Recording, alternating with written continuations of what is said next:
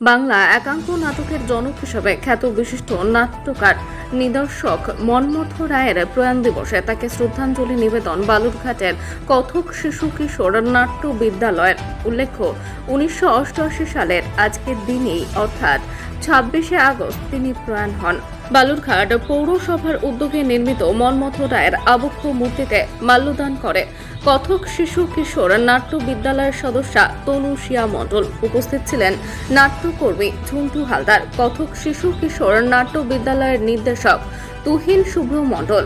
নতুন প্রজন্মকে মন্মথ রায় সম্পর্কে অবগত করানোর ভাবনা থেকে মন্মথ রায়ের লেখা নাটকের কথা, তার সৃষ্টি নাটক মুক্তির ডাক দেখে কবি কাজী নজরুল ইসলামের উক্তি, পঞ্চমাঙ্ক নাটক বঙ্কে মুসলমানের কথা, একাঙ্ক নাটকের শুরুর প্রেক্ষিত ইত্যাদি গল্প পরিসরে উল্লেখ করা হয় বলে জানান তুহিন।